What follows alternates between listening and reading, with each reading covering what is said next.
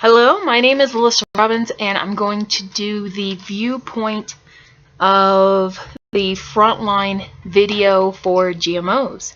And so the first question that was asked is if what all the different groups thought about GMOs. And so the first group was industrial scale farmers that I looked at, and they really want to preserve their crop, and they continue to want to make bigger and better crops.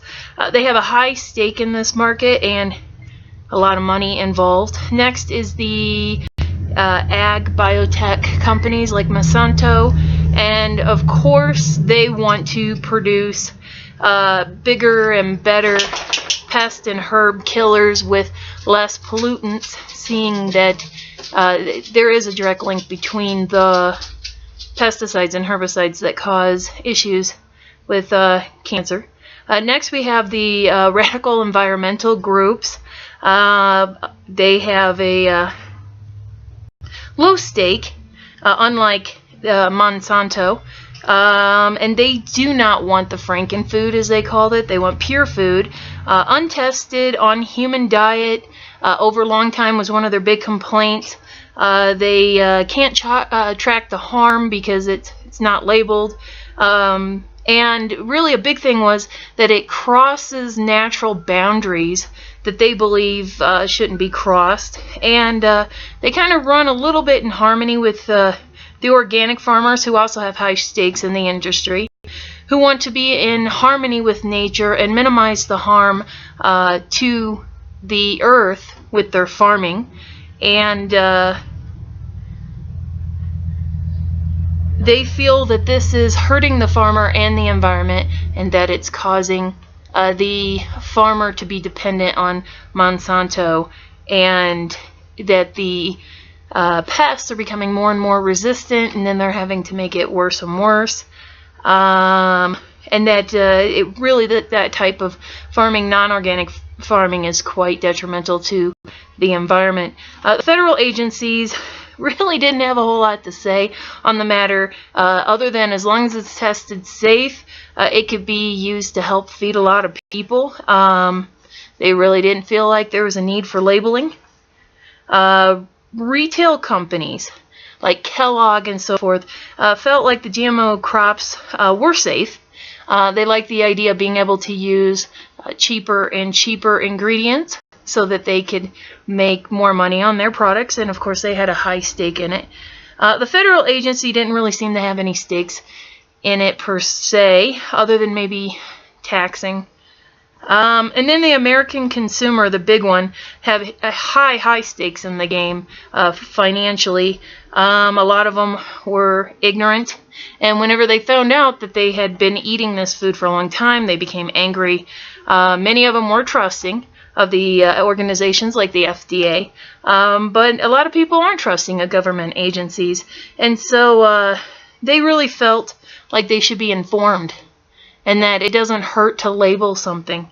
Let's see, and then some of the pros and cons of the GM foods, just question number 2, was that the pros was, of course, it helps kill the pests, and they're very, very effective. And secondly, they're also resistant to drought and can be resistant to freeze, and that it's an alternative to pollutants like pesticides and herbicides. Some of the cons was the fact that since we're not tracking and we're not labeling the GMOs, we really don't know if anybody is getting sick from eating this stuff or if it's causing any serious effects. That there is possible harm in allergen crossing. Whenever you take two things and put it together, a person wasn't allergic to one thing but may have been allergic to the thing that they crossed it with. And then the last one is the untested long-term effects on human beings. Short-term effects doesn't seem like there's a whole lot, if anything, but we don't know 30 years constantly eating the GMOs what's going to happen.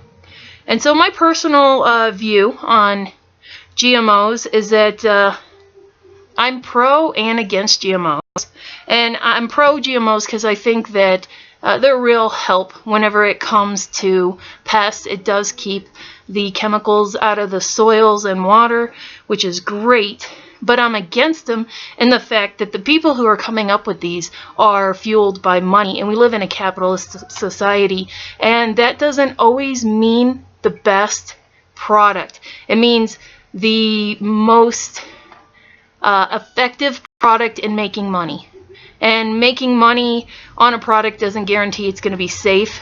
And whenever there could be possible effects that aren't being recorded because we're not keeping track of this, we're not labeling it, I have a huge issue with that.